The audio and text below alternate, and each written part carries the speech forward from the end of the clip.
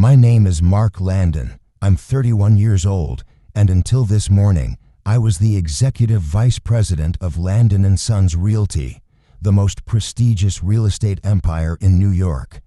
Everyone in this city knows the Landon family as a symbol of power, the family behind the luxury skyscrapers that pierce the sky and the most expensive commercial projects in Manhattan. This morning, I stood in the conference room on the 42nd floor, sunlight pouring through the glass walls and flooding the polished oak table. In my hand was a pen engraved with L&S, a birthday gift from my father when I turned 25. He had told me then, "Someday, you'll sign the biggest deals in this city with this pen." I used to believe that. I had carried that dream so deep it seeped into my bones. My father, Richard Landon, stood at the head of the table, his gaze sharp enough to cut steel, his voice low and cold. Next to him, Jacob, his stepson from his second marriage, casually flipped through slides about a bold new roadmap, investing in a world-class tech commercial complex. Jacob smirked and turned to me. "Can you see this future, Mark, or are you still clinging to your safe, outdated ways?" I gripped the pen so hard my veins popped. I had always opposed Jacob's reckless proposal. I believed Landon & Son should stand firm on a solid foundation, not chase after high-stakes gambles like a cheap casino player. My father glanced at me. For a moment, I thought I saw a flicker of hesitation, but it vanished as quickly as it came. He took a deep breath and turned to the board. "To make this leap, we need leadership that dares to disrupt. Mark is no longer the right fit." The room went silent. I could hear my own heartbeat pounding like a war drum. Howard, my longtime mentor who had guided me since day one, bowed his head and quietly gathered his papers. Linda, another director, glanced at me with a brief flash of guilt before turning away. I looked at my father, searching for any trace of humanity. "Dad, is this really how you end it, right here in front of everyone?" He avoided my eyes, turned his back, his voice raspy but firm. "This company cannot stand still, Mark. You're too soft. You don't have the guts to win big." His words pierced through me, leaving me breathless. I had always thought he was just strict, but deep down he loved me. Turns out, that was just another lie I told myself. Jacob rose, clapping slowly. "Thanks for keeping the seat warm, Mark. Now, good luck with your safety." He flashed a vile, triumphant grin, the final twist of the knife. I stood, gripping the pen so tight my knuckles turned white. No one stopped me, no security, just a few awkward coughs and eyes darting away. I walked down the long hallway lined with black and white photos of the first Landon Sons building, the same photo that once filled me with pride as a boy. Every step felt like dragging the weight of my entire childhood, my family legacy. I paused when I saw the old family photo in a glass case, me at 8 years old, standing between my parents, clutching a model of the first tower. My mother had been gone for years, and my father, now he looked at me as nothing more than an obstacle to be removed. I reached the marble lobby. My footsteps echoed. The receptionists and mid-level managers kept their eyes glued to their screens and papers, pretending I didn't exist. A young engineer I once promoted looked at me, lips pressed tight, wanting to say something but couldn't. I pushed open the glass doors. The morning wind slapped my face, sharp and cold. I stood there frozen, staring up at the Landon Sons tower, once my promised throne as the sole heir. A yellow cab pulled up. The driver leaned out. "Where to, buddy?" I swallowed hard, still gripping that pen. I turned to look back at the tower one last time. For a split second, I saw my father's eyes in my mind, cold, razor sharp, and his words echoed, "You don't have the guts to win." I lowered my head, my voice hoarse. "Anywhere." I slid into the back seat. The door shut. The cab pulled away, city lights flashing by in streaks of gold and silver. I traced my fingers over the engraved logo on the pen. My hand trembled, but my eyes stayed dry. Landon and Sons shrank in the rearview mirror, smaller and smaller, until it vanished. I gripped the pen tighter, a single thought roaring inside me. No one decides my fate but me. The taxi drove me around aimlessly all morning. I had no idea where I wanted to go. The crowded streets, the blinding billboards, the early music blaring from Soho bars, they all felt like they were mocking me, reminding me I had just lost everything. I finally got out near the Hudson Pier. The sea wind slapped my face, salty and cold, sharp enough to jolt me awake. I sat down on the stone steps by the water's edge, still holding my pen. I turned it over and over in my hands, as if searching for some last bit of warmth from an old life. My phone buzzed non-stop in my pocket. I pulled it out. Messages from old friends, from a few project managers, and from Amy. Amy, the woman I was planning to propose to at the end of this year. We met when she was a marketing intern at the company, and for the past 6 years, she'd been there for every late dinner, every overtime crisis, every night I fell apart when a project stalled. I thought she was the only family I had left after my mom died. Her message read, "I'm so sorry, Mark, but you don't have anything left to offer me. Jacob said he'd help me become the new communications director. I can't turn this opportunity down." I read it again and again, my heart squeezing so tight I couldn't breathe. I remembered her face lighting up whenever I came home late, her warmth each morning before work. I thought we'd build it all together. I thought, at the very least, she'd stand by me. Another message popped up, from Mark, my best friend from college and my financial advisor. "I warned you not to go against Jacob. Now that you're fired, I can't be dragged down too. I'm sorry, I have to side with the board." I started laughing. It echoed across the empty pier, wild and raw.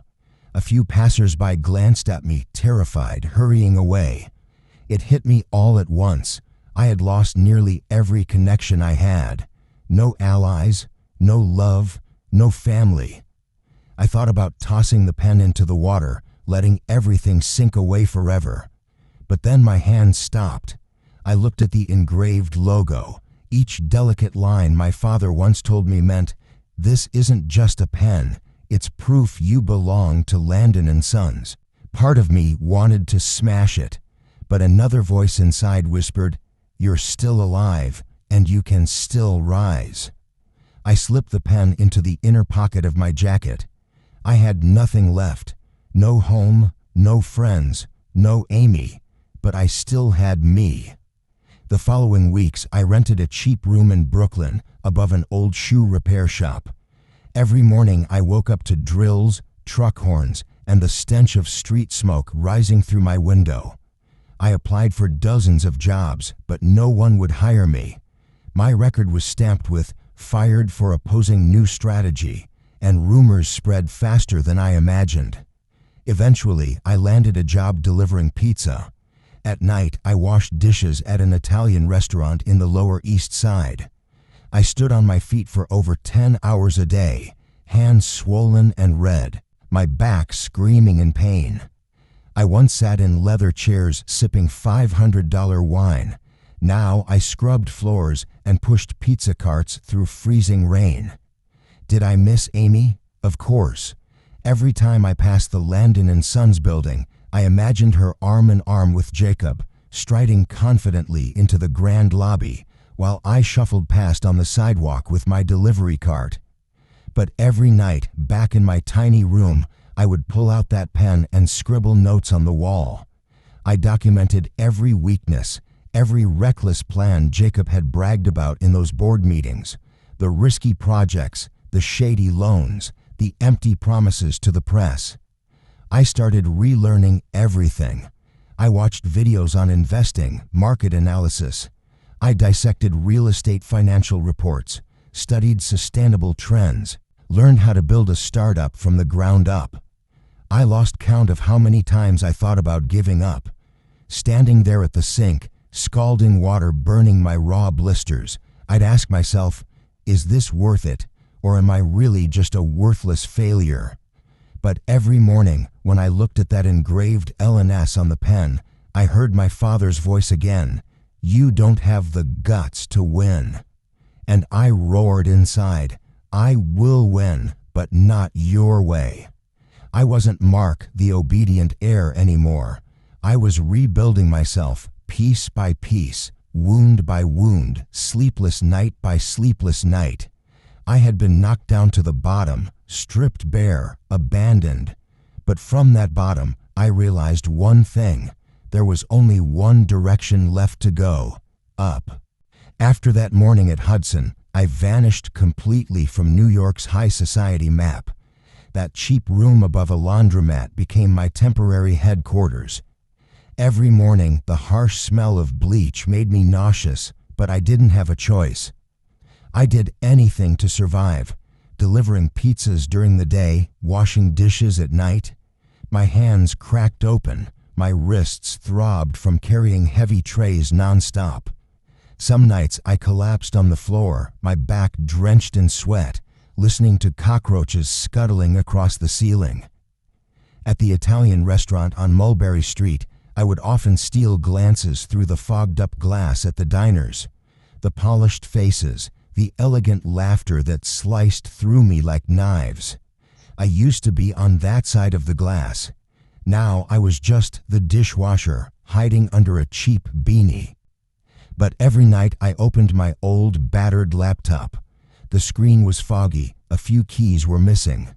I dug into market reports, lectures on sustainable real estate, news on venture capital funds.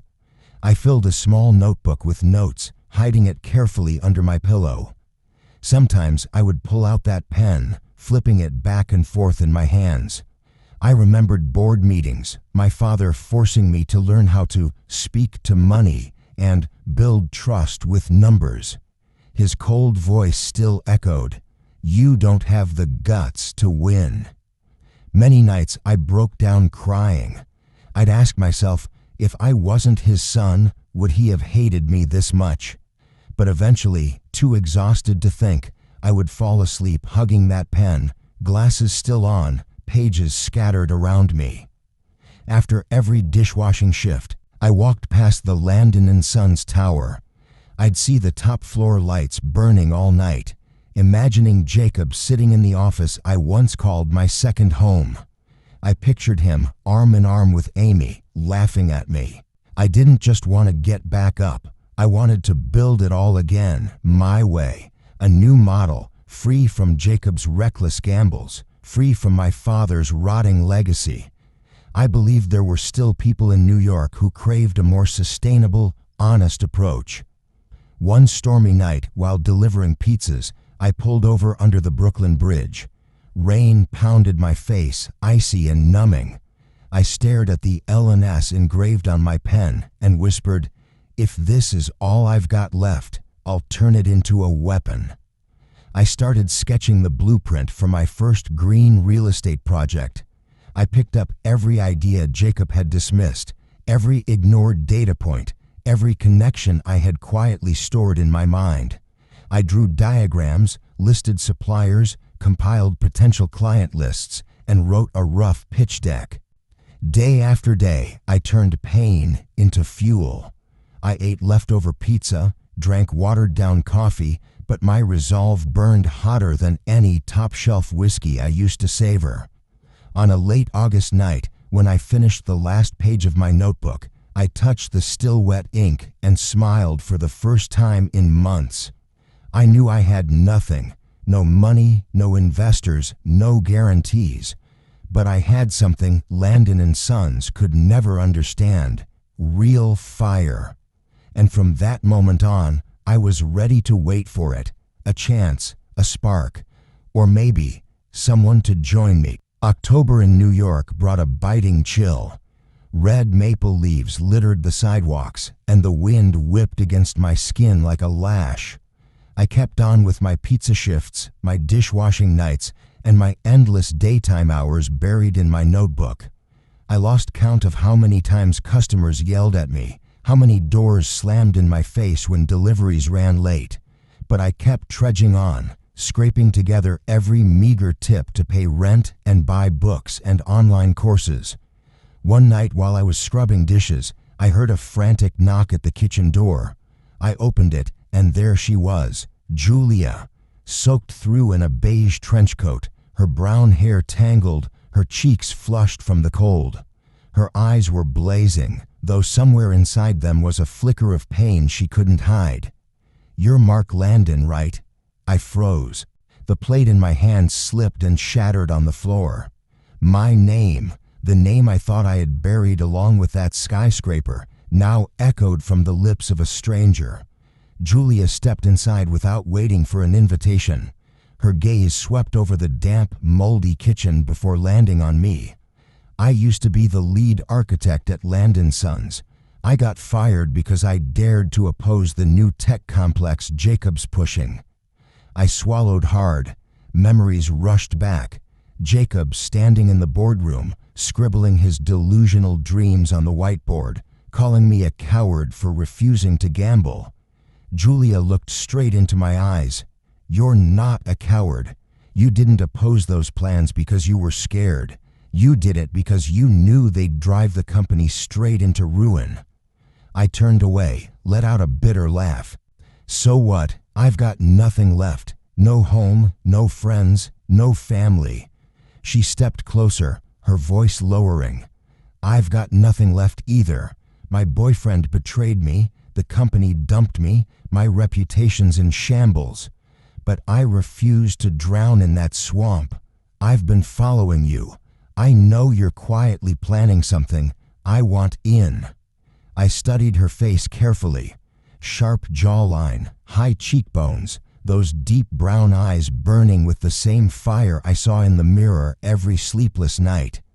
I asked, "Why should I trust you?" Julia took a deep breath, then pulled a thick set of blueprints from her coat pocket. The drawings were meticulous, every line precise. "These are designs I've been working on for years. A model for smart, energy-efficient homes that maximize natural light and auto-regulate temperature. I believe this is the future of real estate." I grabbed the papers, my heart pounding. I had envisioned this exact concept in my endless nights, only a few details different. Julia, she was the missing piece I'd been searching for. I pulled out a chair, pointed at my notebook full of scribbles. "Sit down, we're talking tonight." That entire night in that cold, greasy kitchen, we mapped out every detail. Julia emphasized aesthetics and spatial optimization. I broke down the finances, market strategies, supplier networks, potential investors. Every time I spoke, Julia added lines to the blueprint. Sometimes she'd stand, pull me close to point at technical diagrams, her breath hot against my neck.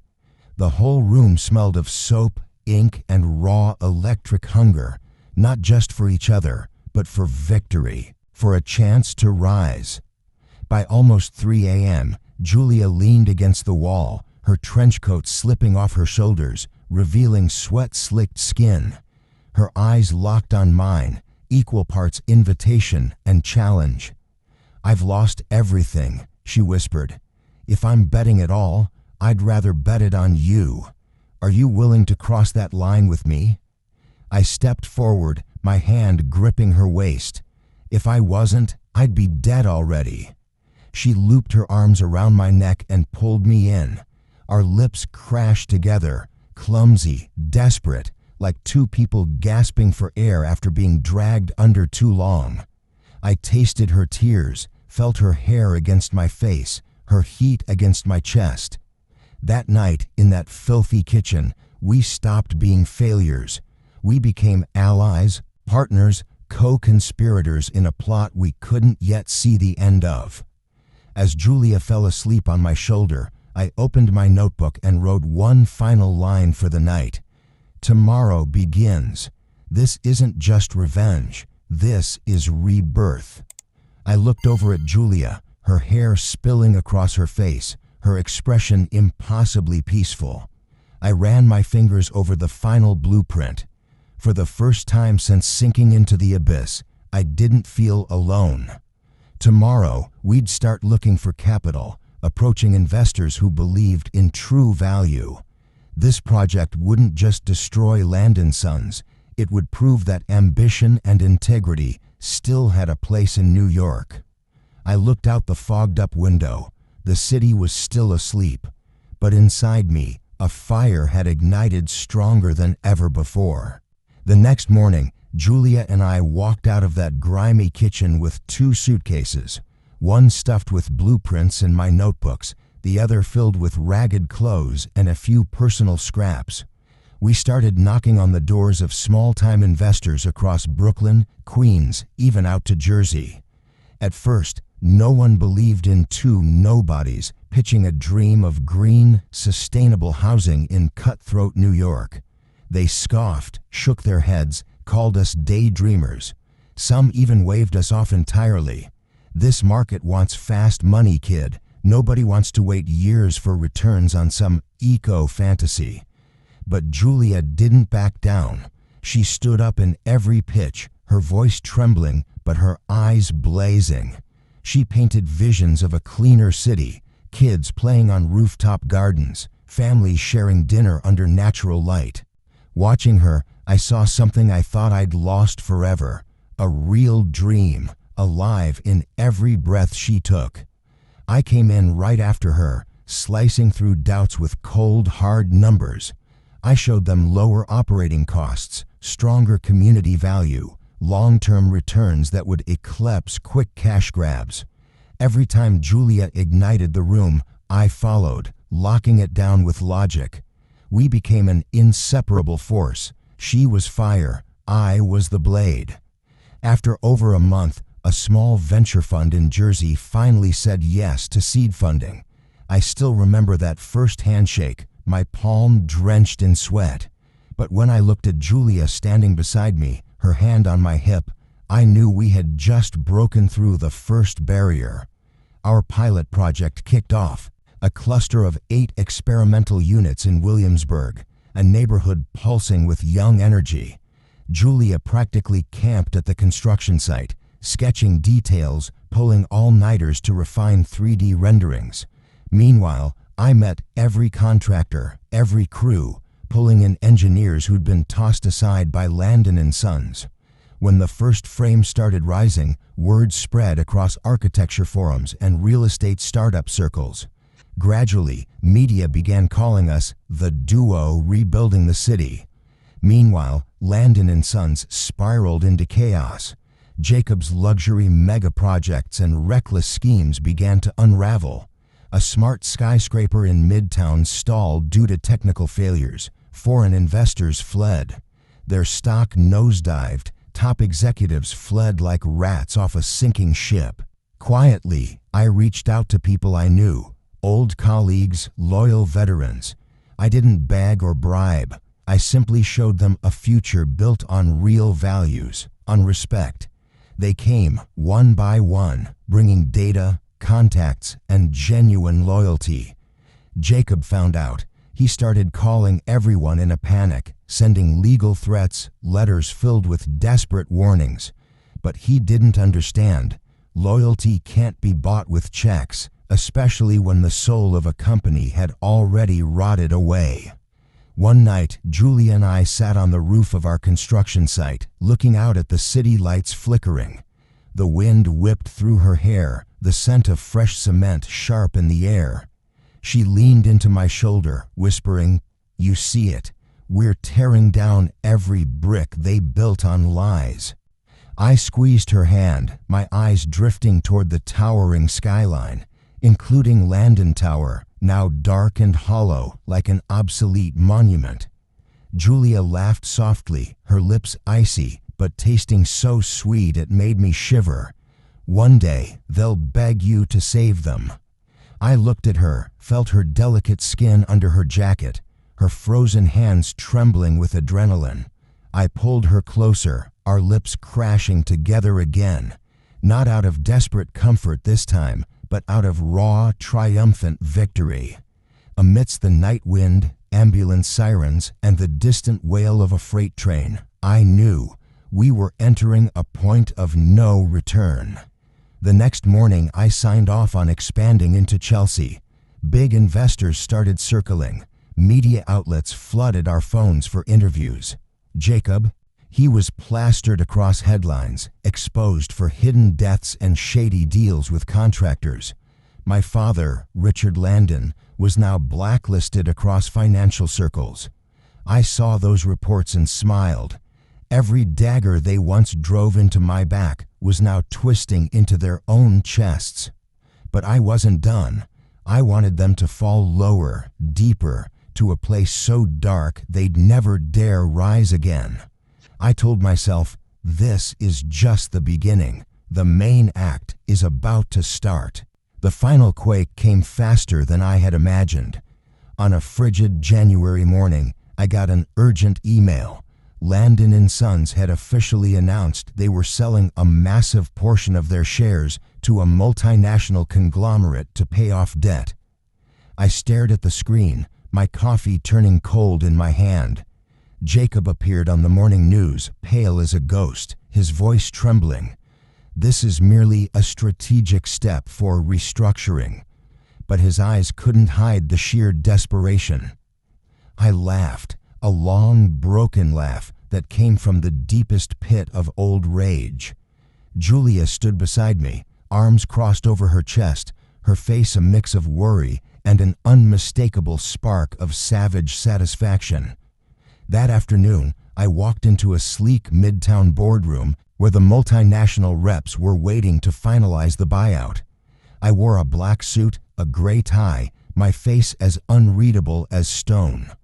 When the doors opened, I saw my father, Richard Landon, sitting at the far end of the table.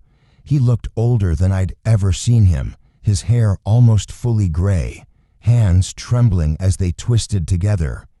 Our eyes met for a fleeting second before he quickly looked down, unable to hold my gaze.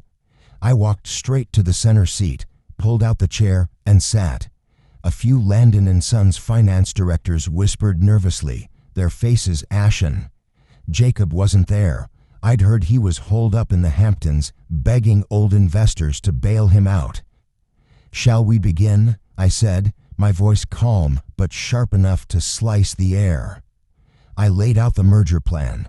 Landon & Sons would become a subsidiary focused on green projects under direct control of the new conglomerate, with me as the acting CEO. No one dared object. I saw my father clutching his hands, his lips quivering, eyes locked on the pen I had placed on the table. That same pen he once gave me, promising, "One day you'll sign the biggest contract in this family's history." And here I was, just as he'd said, but not in the way he'd ever wanted. When I signed that final document, I looked him dead in the eye and slowly smirked. He bowed his head, his whole frame collapsing like a rotting old tree. After the meeting, I stepped out into a storm of camera flashes. Julia stood waiting in the lobby, draped in a gray trench coat, her lips painted red, her eyes ablaze. She ran to me, threw her arms around me, our mouths crashing together as if we could crush all the bitterness between us.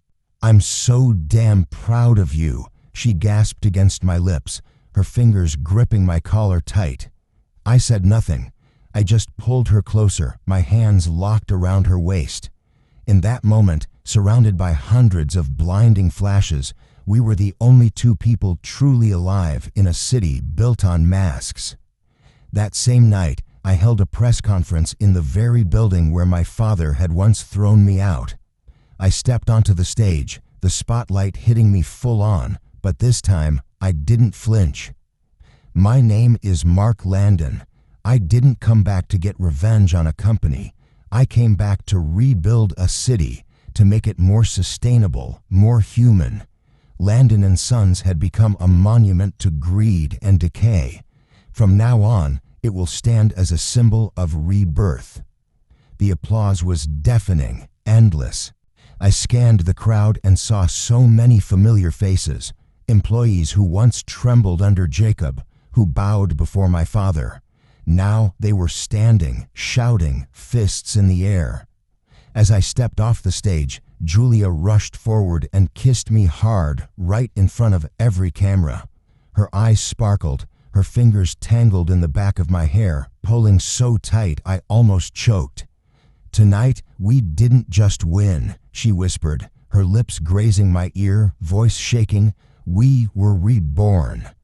I looked past her, through the tall glass windows, and saw my father standing alone in the lobby, clutching an old, worn-out briefcase, his shoulders trembling violently. I didn't walk over. I didn't comfort him. He was just a lost, hollow man now, a relic in a city he once ruled. I turned back to Julia and squeezed her hand tight. In that moment, I knew. I was no longer the abandoned son, the betrayed heir. I was the one who wrote the rules now. And that night, New York didn't sleep. I'll never forget that morning. I was reviewing new hire applications from the top floor of our new building, coffee still steaming in my hand. As I scanned the list of names, one hit me like a punch to the chest. Richard Landon. I froze. For a moment, my heartbeat slowed to a crawl. My eyes stayed locked on that file. Applicant for project manager, Civil Construction Division. I let out a dry, hollow laugh. My father, the man who threw me out of the company like a dirty rag, now applying for a mid-level position at the very corporation I led. I told my assistant to schedule a meeting that same day. He walked into the conference room, head down, shoulders hunched, frail and thin, hair almost completely gray. The hands that once patted my back now trembled violently, gripping his file like it might vanish. His eyes met mine for a split second before darting to the floor. No more sharpness, no power, just an old, broken man stripped of dignity. "Sit," I said, my voice strangely calm. He slowly pulled out a chair. I studied every wrinkle on his face, each line etched by time and his own mistakes. "Why are you here?" I asked, still holding the same pen he had once given me. He swallowed hard, his voice ragged. I have nothing left. Jacob ran off. My wife packed up and left with him. The bank took the house. I need a job." Hearing that didn't give me the satisfaction I once fantasized about. Instead, I felt this cavernous emptiness inside me, as if my entire life had been waiting for this moment just to collapse. "I can hire you," I said slowly, each word echoing like a hammer against stone, "but not out of pity.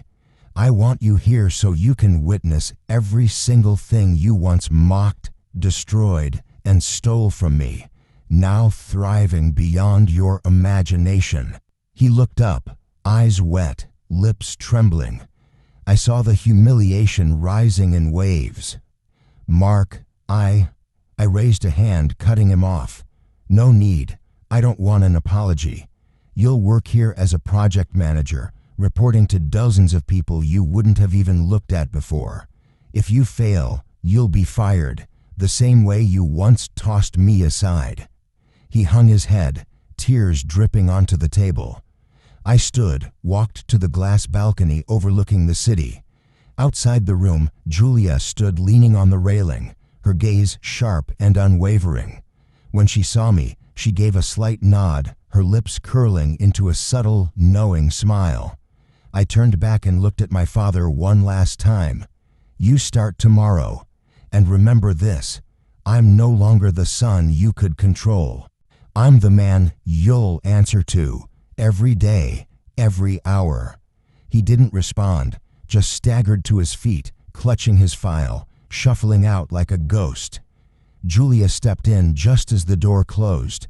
She looked at me, no longer just my partner or lover, but a true warrior standing beside me. "You did it," she whispered, gently brushing my cheek. "You won, and you kept your soul intact." I pulled her into an embrace, felt her heartbeat hammering against mine. We kissed, this time not for vengeance or lust, but like two souls finally exhaling after a lifetime underwater. That evening, we threw a small celebration for all our employees, old and new. I stood on stage, the spotlight burning hot on my face, the room hushed in anticipation. "Tonight," I declared, voice strong and clear, "we're not just celebrating a victory, we're celebrating rebirth, of trust, of resolve, and of true value." Thunderous applause erupted, echoing off every wall. I looked out and saw shining eyes, hands thrown up high, and tears streaming down familiar faces. I knew tomorrow would bring more battles, more enemies, more obstacles, but I wasn't afraid anymore. In that moment, I looked at Julia and whispered just for her, "In the end, I chose me, and I won." Her eyes lit up, her lips curled into a soft, fierce smile. She squeezed my hand tighter, like she was carving this moment into eternity. Outside the glass walls, New York still burned bright, loud, indifferent. But for the first time in my life, this city truly felt like mine.